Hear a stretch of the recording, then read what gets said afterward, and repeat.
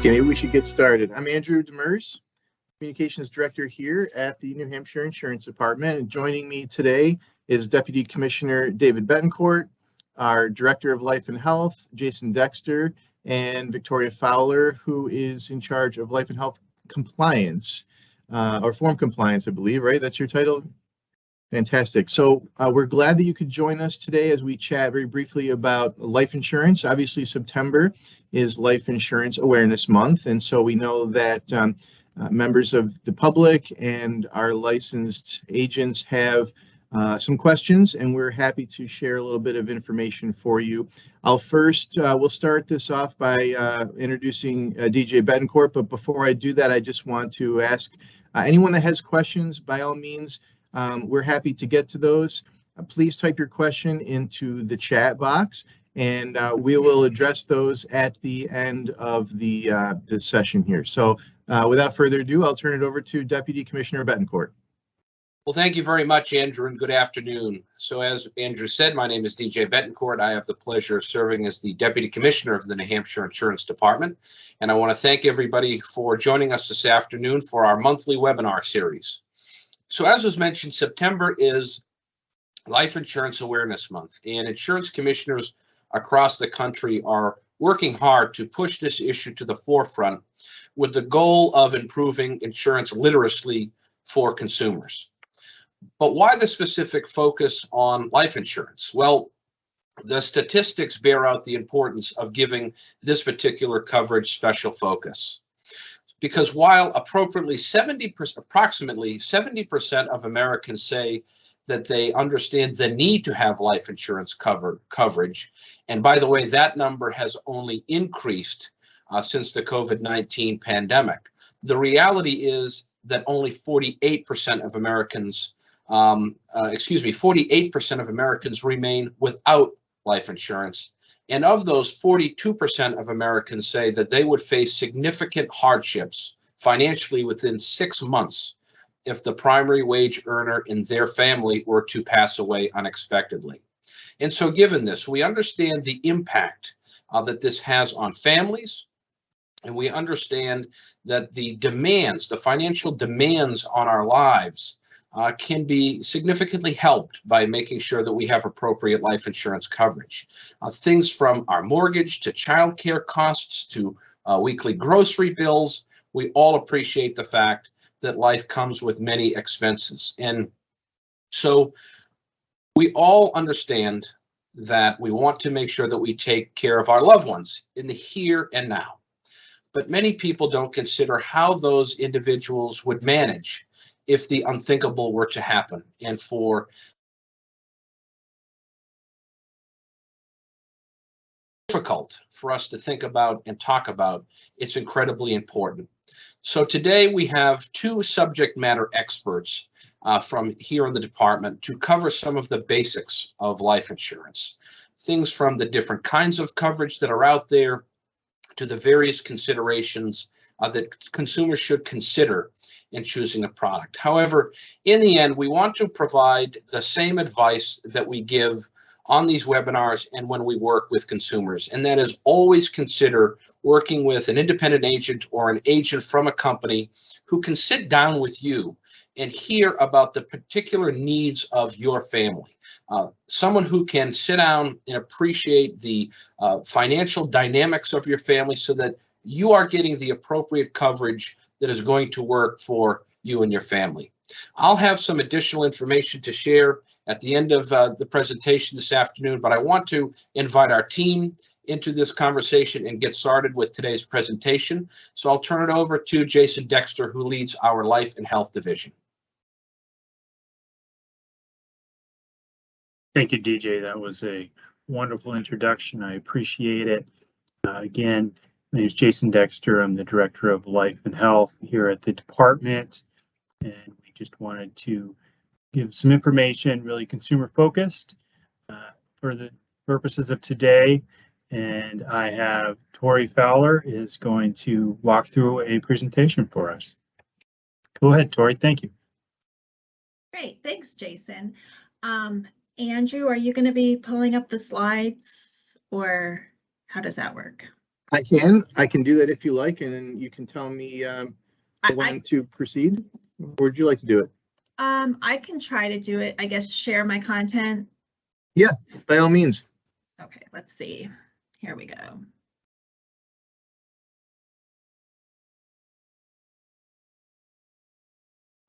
Okay, can everybody see the slides? Oh, you could. It just went no, to your search sorry. screen. Yeah, there you go. Okay. Just like DJ mentioned, September is Life Insurance Awareness Month, so we thought it would be bear with me a second here. Let me go to the slideshow here. So we thought it would be a great opportunity to raise some awareness about life insurance and everything that is going on with it. One common question is, do I need life insurance? And again, as DJ mentioned, life insurance coverage can help families protect their futures and ease financial burdens during an emergency or after a loved one's death. I wanted to bring up some statistics from a LIMRA survey.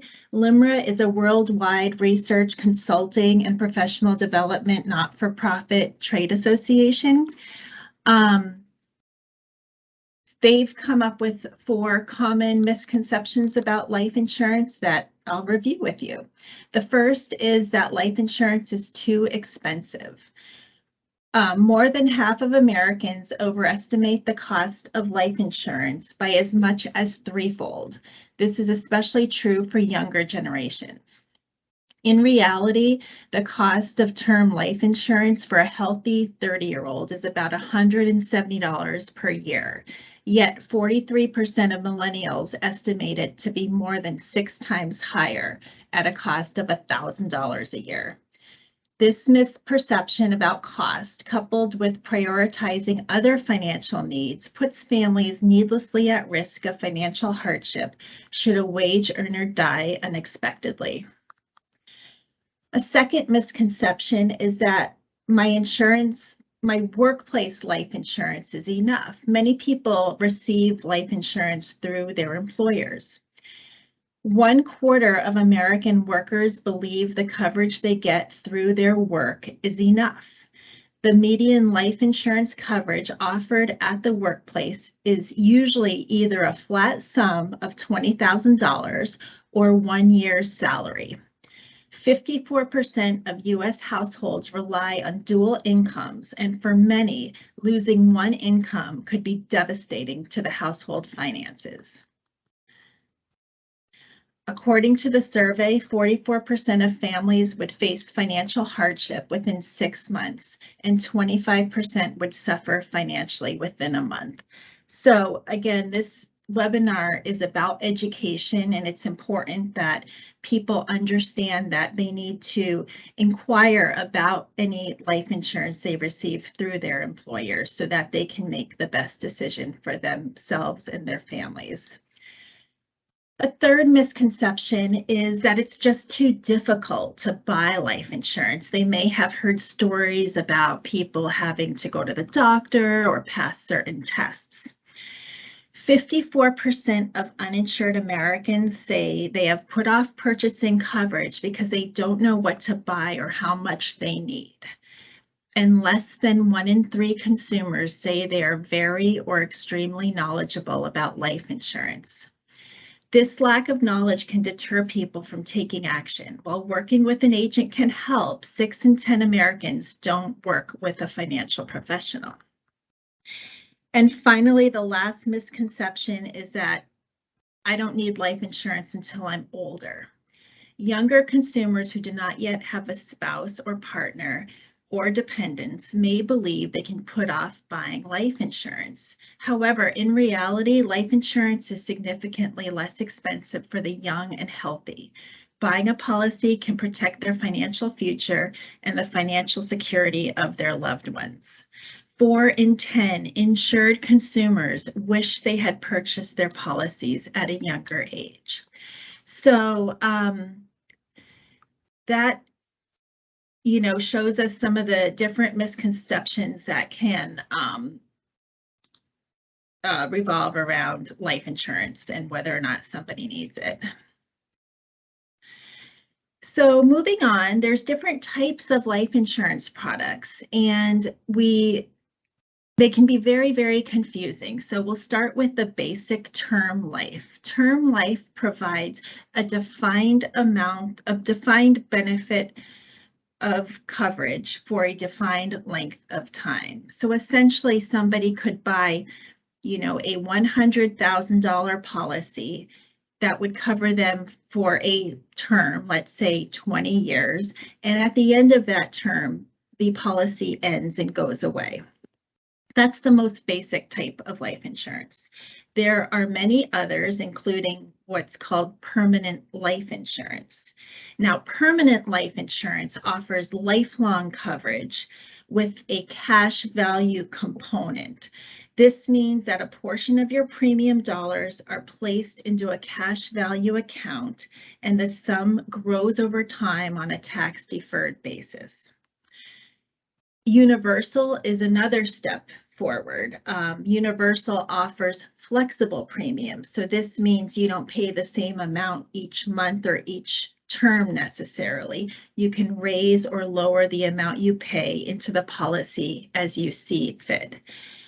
These policies can get extremely complicated, and we always recommend that no matter what type of insurance you're purchasing, you should consult with some sort of tax advisor or financial professional beforehand to ensure that you're making the best decision for yourself and your family.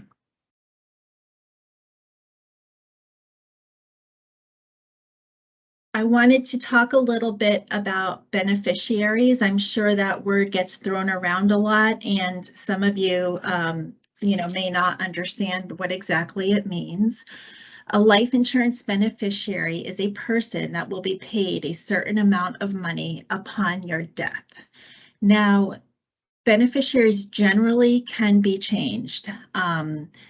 As life changes, people sometimes feel the need to change their beneficiary. So that's one thing you always want to be in touch with your life insurance company about, as far as who your beneficiary is and how to contact them if you need to change that.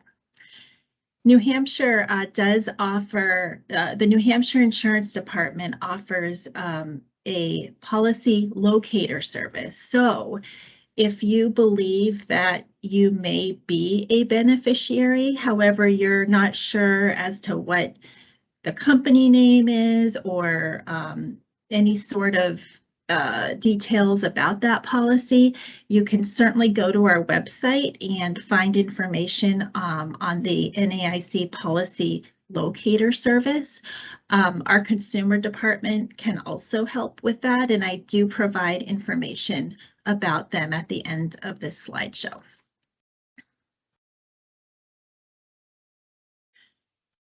Briefly, I just wanted to touch on life insurance through your employer.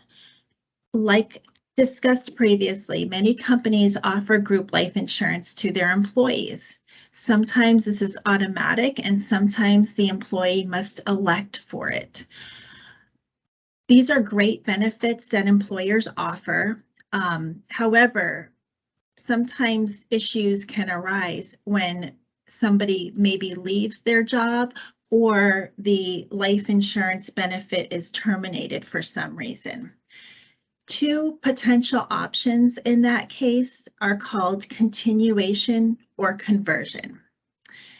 The continuation option may be available for some people, and you should consult with your HR department if you do leave your employer about whether there's an option to stay on that life insurance policy as if you were an employee. Sometimes that's an option, and it's worth having that conversation with your employer about to see what option is available. Conversion is a different type of option, and what that means is the group life insurance policy gets converted to an individual policy for that one person who's moving on, let's say, to a new job. We do have a law in effect that governs what's called this conversion privilege. And again, I would encourage all of you, if you find yourself in a situation where your life insurance is ending with your employer, to consult with your HR department to see whether or not there's a continuation option or a conversion privilege available to you. Life insurance is important, and if it makes sense for you and your family to, either continue the policy or convert the policy, that's something you want to be knowledgeable about.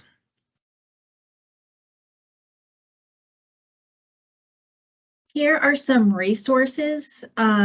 We do have a consumer services staff. I've listed the phone number and email address. And in addition, I've listed my name and Jason Dexter's email.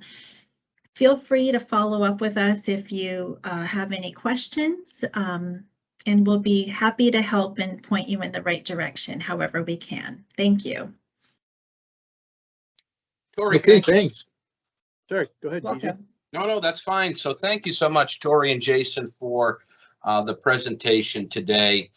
As I said, a little bit more information I want to share before we open things up to any questions. So if you do currently have a life insurance policy, hopefully today's presentation helped you to consider whether the policy that you currently have in place is adequate to meet the needs of your family and to protect your family's financial health. And the easiest way to begin that analysis is by reading your current policy and then seeing if soliciting the advice of an independent agent or a financial advisor is right for you.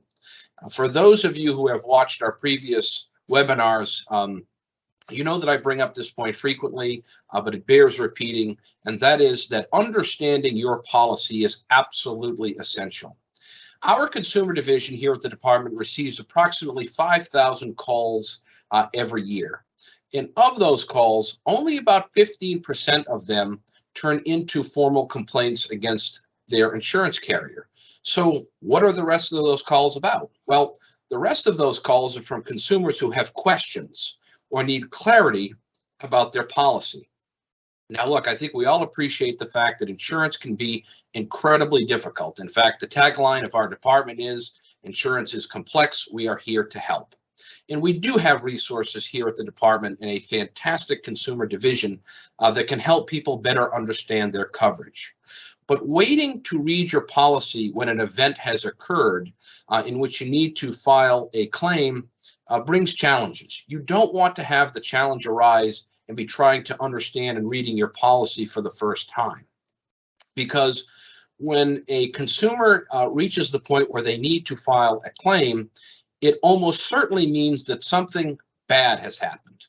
The car got wrecked. Somebody has fallen and needs medical treatment coverage. Or in line with our discussion today, sadly, someone has passed away. And in each of those instances, the individual is under stress. And it is not the ideal time for that individual to be trying to comprehend a complex document to determine what coverage they have in their policy. It is so much more advantageous for consumers to be familiar with their policy before that triggering event occurs.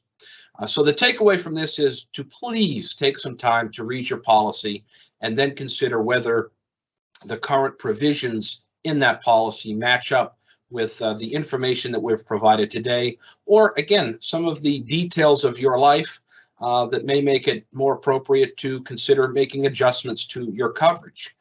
Because after all, having coverage is great and important, but it is also vital that that coverage be adequate to meet the consumer's needs. The last important point that I wanted to share with you is something that Tori touched on in her presentation, and that is the National Association of Insurance Commissioners Life Insurance Policy Locator. This website, and Andrew, if you could put that up in the chat box for folks at home to take a look at. So this website can assist consumers in locating life insurance policies and annuity contracts of a deceased family member or close relationship in which they may be the beneficiary of that policy. Again, because we appreciate that the conversation of what happens when a family member passes away can be difficult to talk about with individuals while they're still alive, and because we understand that sometimes unexpected tragedies happen, it may very well be the case that folks are not aware that their family member or close individual may have had a life insurance policy in place. And so our colleagues at the NAIC have created a tool to help deal with that issue. And you could submit a search on the NAIC's website. Andrew has posted it in the chat function. And the NAIC will do two things when you put in a request for a search. They will ask the participating companies to search their records to determine whether they have a life insurance policy or annuity contract in the name of the deceased individual that you're searching for. So they'll make sure to see if that individual was enrolled in a policy. And then the second thing it will do is ask participating companies that have policy information to respond to you as the requester if you are the designated beneficiary or if you are authorized to receive that information, which if you are a beneficiary, you most likely will be authorized to get that information. That is a huge tool. And Andrew, I'm not sure if you recall off the top of your head how much money that tool has recovered for Granite Staters over the years, but it is a significant amount of money. And so you'll definitely want to check that out to make sure that your finances are protected. So with all of that said, we can turn things over now to anybody who has any questions. I don't see any in the chat box, but I'm happy to give you guys some context about the loss policy locator. So between November of 2016 and July of 2021, there were over 1,000 inquiries to the system from New Hampshire citizens and over $10 million located. So it's not insignificant by any means. And if, as Deputy Commissioner Betancourt mentioned, if you believe that someone in your family or your circle of friends has named you as a beneficiary, please use the tools that the National Association of Insurance Commissioners have developed. And there's two links. The first is to the tool itself, where you can look yourself up there. The other is a little website that they have, a companion site on how to better use the tool. And some information about it there. So you'll see that it's, again, not insignificant. You know, $10 million recovered for folks is a pretty good number, and it's only 6 years or something. So it's a fairly robust tool, and we hope that you'll utilize that. But not seeing any questions or any comments in the chat box. So if you have any, by all means, Tori, if we can you put that slide up one more time that has our contact information on that, please? We encourage you to give us a shout here at the department, and our consumer services team will be happy to assist you however we can. We have subject matter experts here, whether you're a consumer or a licensed entity. We are here to help you, and we would like to do that. So we thank you very much for joining us. DJ, go ahead. Yep, just before we let people go, I wanted to buy a little time for Tori to put up the contact information, which she has done. Thank you, Tori. But I also wanted to preview an event that's coming up next month as part of our webinar series that we're very, very excited about. So for the first time, we're going to do a joint venture with our colleagues over at the Department of Labor, and we're going to be focusing on workers' compensation insurance. We share responsibilities for oversight of workers' comp with our friends over at the Department of Labor. So we're going to bring subject matter experts in from two departments to cover this topic. Obviously, an incredibly important topic for both consumers and for small businesses. And so we're really looking forward to that. So if you've enjoyed this webinar series, watch out for that information. It should be coming out in the next couple of weeks. Okay, great. Well, we appreciate everyone, and we look forward to our next webinar. Stay tuned, and information on that will be forthcoming. Again, if you have questions, by all means, please contact us, and we're here to help. We're happy to help. Thanks very much.